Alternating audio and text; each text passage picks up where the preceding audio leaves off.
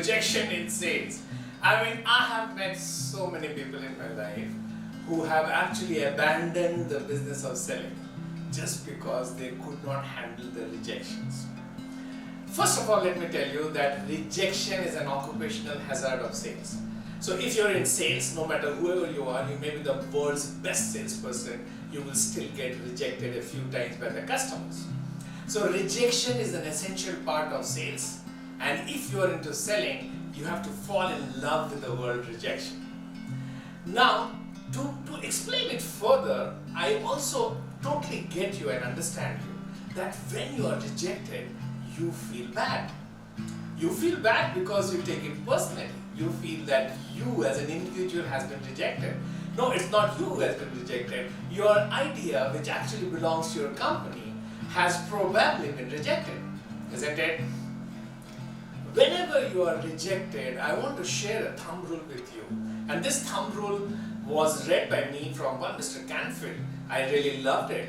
This thumb rule of rejection is SW, SW, SW, SW 4 times. It says some will, some won't. SW, SW, some will, some won't. And third SW is so what? Someone is waiting. So if you now combine the 4 SWs together, some will, some won't, so what? Someone is waiting. Now the essence of SW, SW, SW, SW is that while some of them will reject you, some of them will not reject you, some of them are always waiting for you. Now, instead of crying over spilt milk, you keep on crying and cribbing that why so many people rejected you, you move on faster to the one who wants to select you. So let us quickly look at the advantages of rejection so that we can start taking it positively. Advantage number 1 is every rejection actually takes you one step closer to selection. Important, isn't it? Advantage number 2, you actually get paid for every rejection. Now this is very interesting. If you meet 20 people and after meeting 20 people you are selected once and rejected 19 number of times. Let's assume that when you are selected you do some business and as a result of that business you earn 10,000 rupees.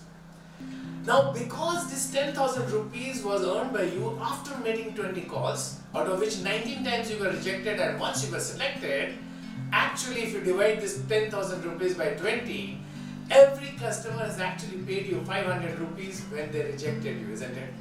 So is it not a great advantage? Every time you get rejected, you are actually getting paid. So whenever I get rejected, I say, okay, let me quickly rush to the person who is waiting to select me, because when he selects me, he's going to give me business, and when I divide the profits of that business by all the calls that I have made till then, I will know that I have earned some amount of money even for every single rejection that I have encountered. Very interesting, isn't it?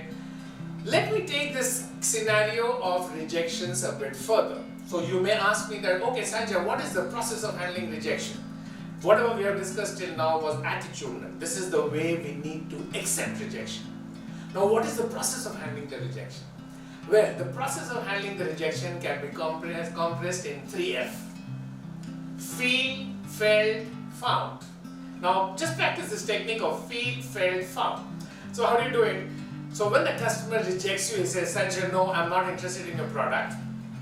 And let's assume that you are in the business of real estate. So you meet a customer and the customer says, no Sanjay, I'm not interested in buying a property. Now my answer is 3F, feel, felt, found. So I say, I feel the way you're feeling right now. So I totally get you. Actually, lot of my customers that I met over the last 3 months felt exactly the way you are feeling right now. But you know something? When I started interacting with them in further details, I found that 40% of the customers who felt like you actually changed their mind and went ahead with the transaction with me.